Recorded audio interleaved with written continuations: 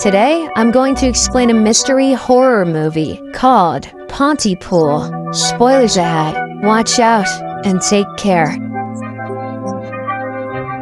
The movie begins with a radio announcement about a missing cat named Honey. It was last seen on the previous Thursday morning. That day, a local woman named Miss Colette Piscine had swerved her car near a bridge to avoid crashing into the cat. The radio host then blabbers about several unrelated and senseless things for a good few minutes. It is obvious that this was done on purpose. The scene shifts to a sleepy, small town of Pontypool, where local radio host Grant is driving through heavy snow. He's arguing with his agent on the phone about finding a job away from this godforsaken place. However, the agent says that he will have to stick to this gig for the time being. This makes Grant so angry that he throws his cell phone towards the passenger seat next to him. Shortly afterwards, his cell phone starts ringing again, so Grant stops the car by the roadside. He is about to take the call when suddenly a woman appears out of nowhere. She begins to hit her palm on the passenger window and keeps muttering about blood before disappearing into the night. Grant is certainly puzzled by what just happened, but he continues on his way and soon arrives at the radio station he works in. Once he is inside, the station's technical assistant, Laurel-Ann, greets him warmly. The duo have a quick chit-chat before Grant enters his sound booth and goes on air.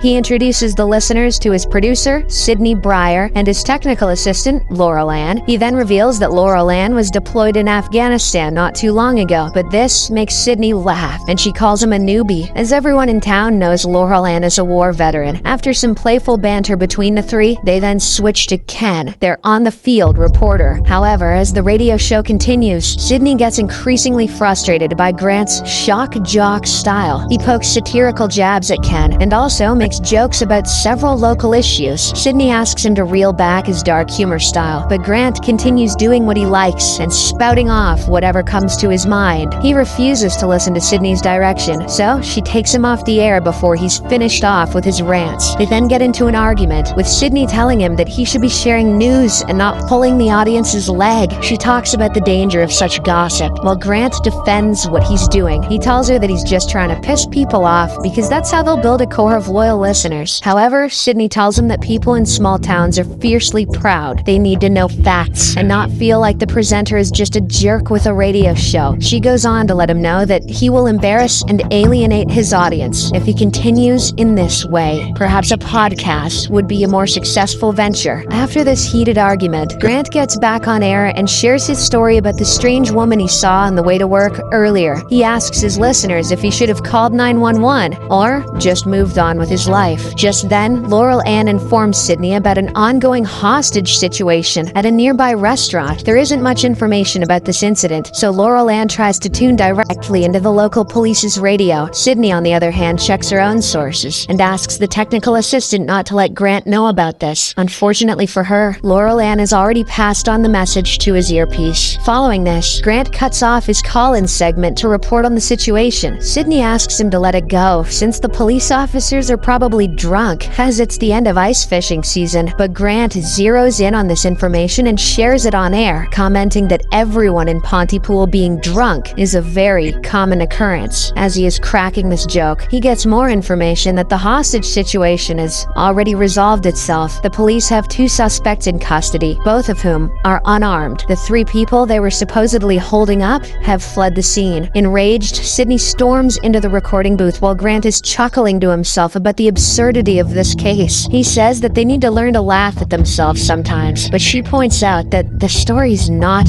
funny. The policemen he was talking about are alcoholics who are just trying to keep their jobs. Who cares if that results in people getting killed? She also explains that Ken, who Grant was making fun of on air, isn't actually in a helicopter as previously stated. He is in fact in his car on top of a nearby hill for aerial view. Ken just plays helicopter sound effects to reassure the listeners that the station actually can afford such things. Following this, a slightly serious Grant proceeds to talk about the next breaking news story, but Ken calls in once more to notify them about a protest outside the offices of Dr.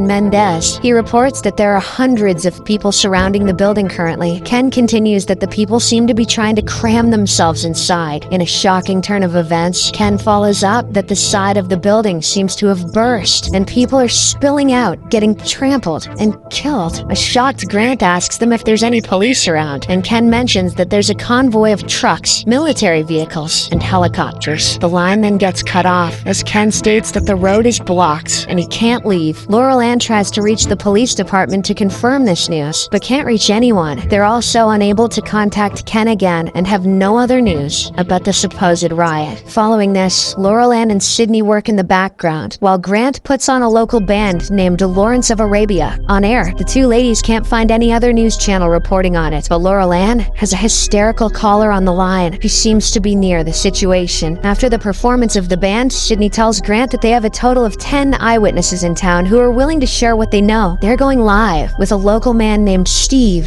first. Grant quickly opens up with the news again, reminding his listeners of the developing story. They put Steve on air, but can barely hear anything on his end, aside from static and chaos. On top of this, the other 9 eyewitnesses waiting are no longer on the line, and they're still unable to reach Ken. Laurel-Ann and Sidney are overwhelmed with calls from more people claiming to be eyewitnesses. There is no official report yet, but what they have gathered is that a total of 75 people have died, and at least twice that number are injured. Eventually, they get word from Constable Roseland of the Ontario Provincial Police. He explains that they answered a 911 call at 7 in the morning at a local senior citizen facility. A large number of people were occupying the building and trying to enter an elderly woman's room. The woman has since died from injuries, and the people were chanting something about Hitler and some hurricane, but that's all they get from the constable before cutting him off for what they deem as crazy talk. After a while, BBC World's presenter Nigel contacts them for the breaking story, as they're currently the only station reporting on what's going on in Pontypool. Grant is in shock for a moment before answering Nigel and providing all the information that they have. The latter claims it's a terrorist attack, given Canada's history of separatists, but Grant dodges such rumors. He explains that they can neither confirm nor deny this since there's not much information regarding what's going on. Nigel then thanks the station for the information and cuts off the line. Shortly afterwards, Ken calls back, begging them to send help as soon as possible. He explains that he's hiding in a grain silo near the train tracks since he's being chased. Ken requests them to contact the authorities, but the police hotline's been unreachable ever since they got into the studio. Grant asks for some more information, and Ken reveals that some of the people chasing him are cannibals, going as far as to compare them to dogs. As the conversation goes on, Ken starts panicking as he sees the crazy people taking someone out of a van and biting them. He soon reports that he's been found, making everyone in the station panic. Apparently, a crazy teenager is in the silo with Ken, but can't attack since he's missing hands and can't move. Ken mentions that the teenager seems to be mouthing something and says he'll take a closer look, but before they can find out more, the call is interrupted by a French audio transmission. Laurel-Ann immediately translates the message, which asks everyone to avoid family members, restrain from using terms of endearment, rhetorical discourse, and conversing in the English language. There is also a disclaimer not to translate this message. Sidney then relays that they got a call from Constable Roseland, who ordered them to stay inside as Pontypool is now under quarantine. In the meantime, Ken's back on the line and asks if they got his audio. He repeats his recording again, reminding them that it's coming from the crazy teenage boy. Meanwhile, someone starts whispering, "Help me, mommy," in a creepy, soft voice. It is obvious that the voice is definitely not of a teenage boy. Ken then describes it as a child screaming inside the teenage boy's breath. Grant has a hard time believing the reports that are coming in, so he asks for a breather outside. Sidney begs him to return to his chair since they can't take a break, but our guy has already made up his mind. In fact, he thinks the two women are messing with his head by playing an elaborate prank. He then takes a step outside and says that nothing is out there except a cold day. At this moment, Laurel-Ann notices something, so she immediately closes the door and locks it. A swarm of people soon try to force their way inside the building, repeating the words they heard Sidney say a few seconds ago. This freaks the trio out, but they head inside and restart their program. While Grant is reading out the obituaries, Laurel-Ann is tending to Sidney, who seems to be panicking. As the two ladies talk, Laurel-Ann begins to repeat the word missing out of the blue when she hears the office tea kettle whistling. She starts to imitate it as well. Sidney stares at her for a minute before suddenly noticing someone climbing in from the window of the equipment room. To her surprise, the intruder introduces himself as Dr. Mendez. He tries to explain his strange arrival, but notices Laurel-Ann making a noise like she's a kettle. The other two then go to the recording booth and lock themselves in. Laurel-Ann suddenly comes back to her senses and tells them that she's alright while trying to open the door. However, Dr. Mendez makes a chilling statement. Laurel-Ann doesn't know it yet, but she's hunting them. He tells the other two not to allow the sound from the recording booth to go outside. As soon as he says this, Laurel-Ann stops trying to open the door and goes for the window instead. Next, Grant attempts to start an interview with Dr. Mendez, while Laurel-Ann starts throwing herself against the window of the recording booth. The doctor comments that she's hearing voices in her head and things will grow vicious. He apologizes for what he's talking about, but points out that he has seen this happen all morning at his office. Seconds later, Ken calls again and reveals that the teenage boy that was with him is dead. He then begins acting weirdly as he starts repeating the word simple. This makes the people in the studio realize that he's been infected, so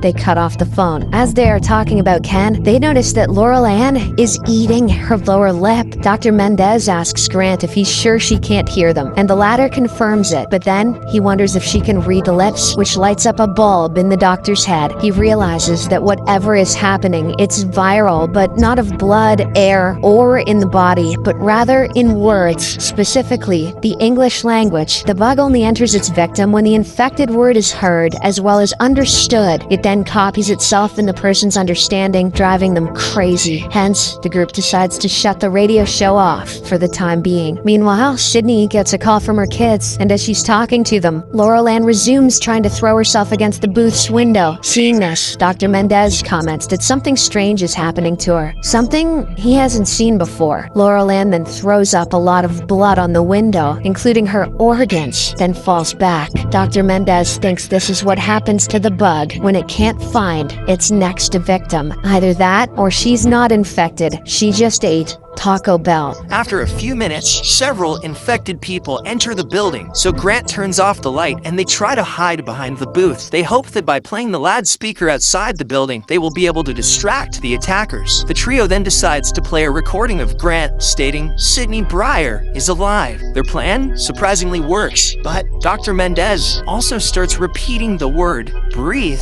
fearing that he's about to give in to the virus. He starts speaking in Armenian as he knows that the virus transmits only in the English language. Next, Sydney goes to talk to Grant in French, which he understands a little. Je m'appelle, I don't know. They leave the doctor and escape, but run into one of the victims who jumps on Sydney. After an intense battle, though, they somehow kill the attacker. As they're talking about their next step, the power shuts down and the Canadian anthem starts playing over the radio. This would bring the infected victims back inside.